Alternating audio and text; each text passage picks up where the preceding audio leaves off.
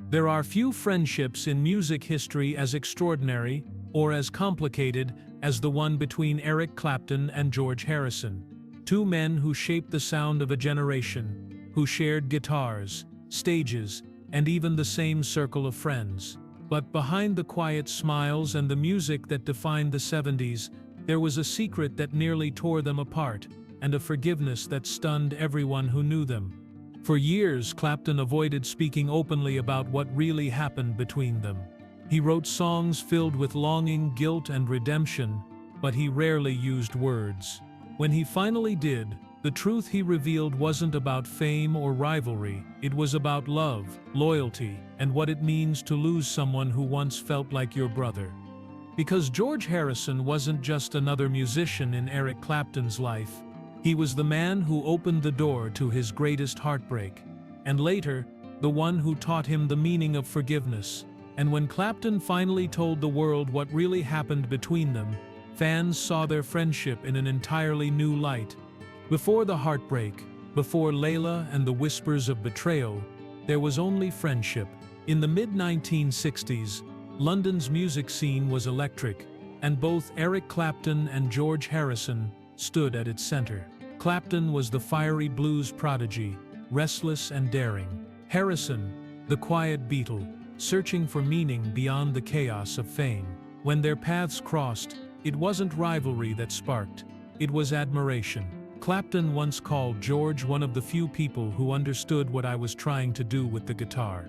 And that mutual respect quickly deepened into something close to brotherhood. They shared stages long before they shared scandal. Clapton joined the Beatles in the studio to play lead guitar on While My Guitar Gently Weeps, a moment that would become one of rock's most iconic collaborations. For Harrison, inviting Clapton onto a Beatles record was more than friendship, it was trust. Few people were ever allowed into that sacred creative space, and Clapton's playing, aching with emotion, seemed to mirror George's own unspoken feelings. It was there, in that smoky studio, that a bond was sealed, a bond built on music, honesty, and mutual admiration. Outside the spotlight, their friendship deepened. They spent nights talking about guitars, God, and the strange loneliness that came with fame. Clapton admired George's calm, the way he carried fame lightly, turning inward to spirituality, while the world screamed for more. George, in turn, saw something in Clapton's fire that he lacked himself. They were opposites, yet inseparable. When Harrison began exploring Indian music and meditation, Clapton watched with quiet respect, even envy. Their friendship was easy, pure, until love entered the picture, and everything changed. Because just as music had bound them together, love would soon divide them. The woman at the center of it all, radiant, sharp, and impossible to ignore, was Pattie Boyd. To the public, she was George Harrison's beautiful wife. To Eric Clapton, she was the muse he would never forget. By the early 1970s, George Harrison and Pattie Boyd were the golden couple of British rock. She was the face on magazine covers, elegant and radiant, the woman who had once inspired Something, one of the Beatles' most romantic songs. To the outside world, they seemed untouchable. But within that perfect image, distance had begun to grow. Harrison was retreating into his own spiritual world, his devotion to meditation often replacing the intimacy Pattie longed for. And standing just beyond the edge of their marriage was someone who saw her pain all too clearly. George's closest friend, Eric Clapton. Clapton had been around their home often, playing music, talking late into the night. He felt something forming, something he couldn't fight.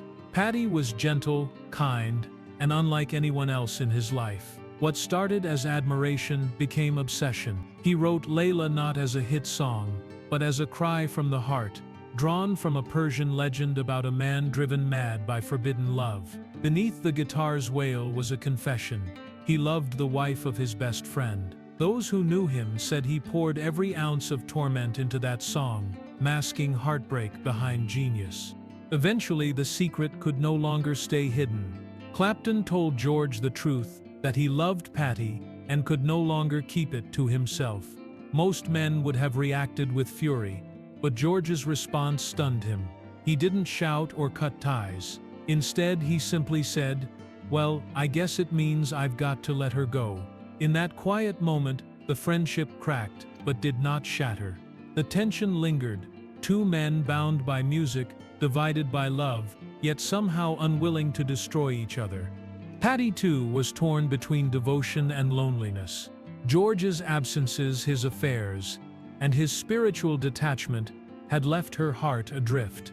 When she finally walked away, it wasn't into the arms of a stranger, but into the arms of the man who had loved her in silence for years.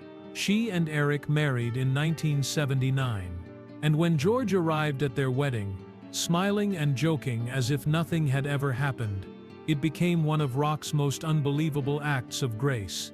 He stood beside the man who had once taken his wife, and blessed him. What Clapton revealed later would only deepen that legend that George never once held it against him. Instead, he called him "my brother." What followed should have been years of bitterness. Instead, it became something almost sacred, a fragile but enduring peace between two men who refused to let love destroy what music had built. After Pattie left George and married Eric in 1979, the world expected fireworks. Headlines predicted rivalry, jealousy, the collapse of a friendship that had once shaped a generation. But George Harrison, true to his nature, didn't fight. He laughed about it, even joked that both men had simply loved the same woman at different times. "We just happened to share her," he once said, shrugging off the pain with a smile that carried quiet wisdom. Eric Clapton, on the other hand, struggled to understand that kind of forgiveness. The guilt lingered, even in interviews.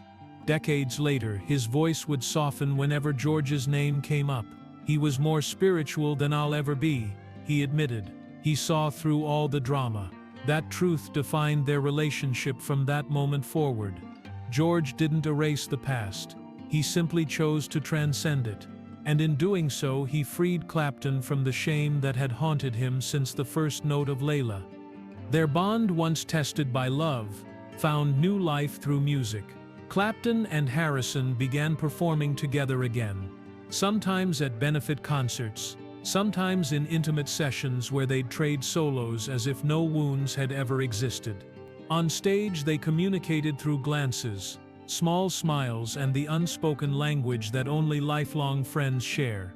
When George released Cloud 9 in 1987, Clapton joined him, and when Clapton organized the concert for George years later, it became the ultimate tribute to the man who had changed his life. Still, beneath the harmony, there was a quiet understanding that some scars never completely fade. Clapton would later confess that George's calm made him reflect on his own failures, not just in love, but in life. Where George sought peace, Eric often sought escape. Yet through every storm, fame, addiction, heartbreak, the friendship endured. It wasn't built on perfection, it was built on grace.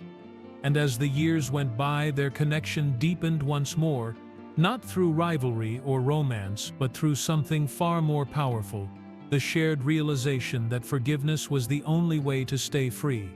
As the 1980s faded into the 90s, the lives of Eric Clapton and George Harrison took very different paths, yet somehow they kept circling back to each other. Fame had stopped feeling like a reward for either of them.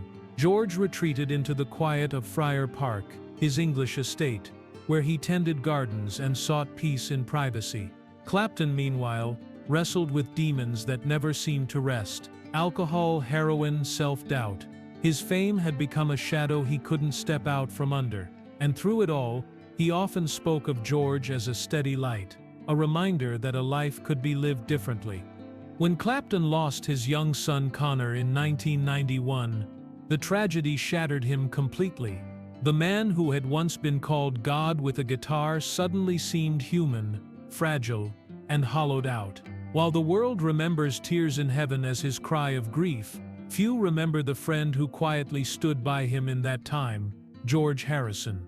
He didn't give speeches or advice, he simply showed up, visited, called, and listened. He knew that some losses can't be comforted, only shared.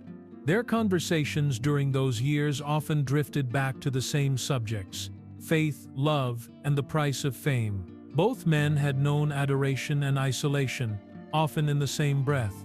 George's spiritual beliefs had deepened. Clapton's had begun to take shape. George spoke of detachment, of letting go, of seeing beyond pain.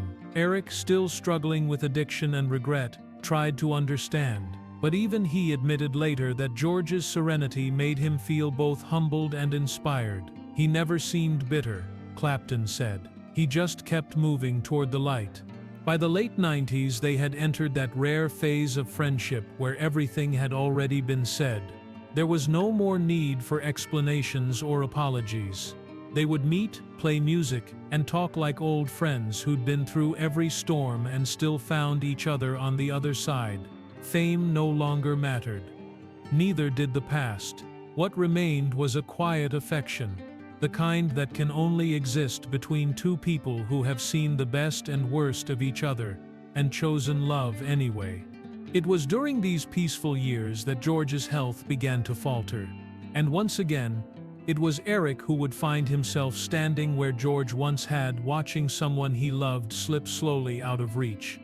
By the turn of the new millennium, time had begun to weigh on both men.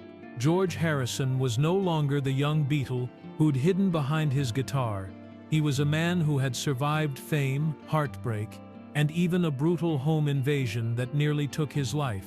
In the years that followed, when doctors revealed that his cancer had returned, George accepted the news with the same calm that had defined him for decades.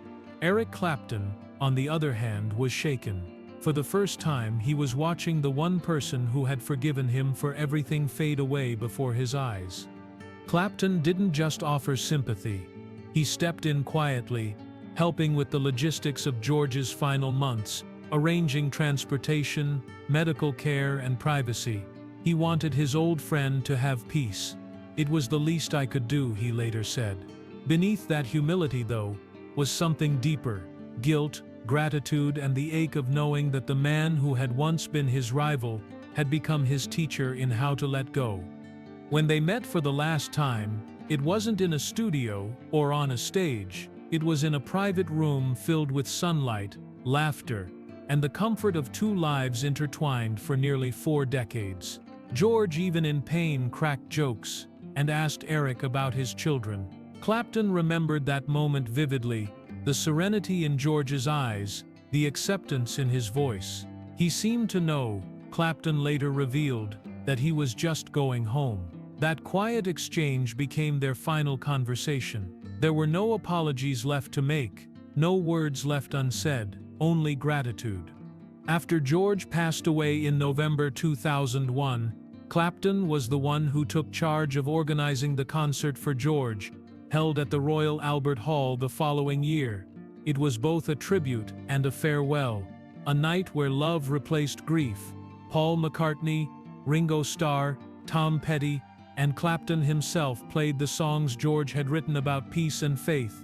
And when Clapton stepped forward to perform, "While my guitar gently weeps," his voice trembled with every note. It wasn't just music, it was goodbye. Years later, when asked about George Harrison, Clapton said only this: "He showed me how to be a better man." That, in the end, was the truth he finally revealed. The truth that love and forgiveness can outlast even the deepest wounds. Eric Clapton has lived long enough to see his life told and retold in songs, interviews, and headlines. Yet when he speaks of George Harrison, there is always a softness, a pause that says more than words ever could. What they shared was never simple. It was love, envy, admiration, and redemption, woven into a single story that spanned decades. From the electric chaos of the 1960s to the quiet reflections of later years, their friendship became a testament to the idea that forgiveness can heal even the deepest divides. George taught Eric something no fame or fortune ever could: that peace doesn't come from success, but from surrender. Their story reminds the world that love and loyalty don't have to be perfect to be real. Two men bound by music, divided by love, but ultimately united by grace. When Eric Clapton finally revealed the truth, it wasn't about scandal at all. It was that George Harrison, the man he once hurt the most, became the one who saved him. For more emotional stories, check out this video.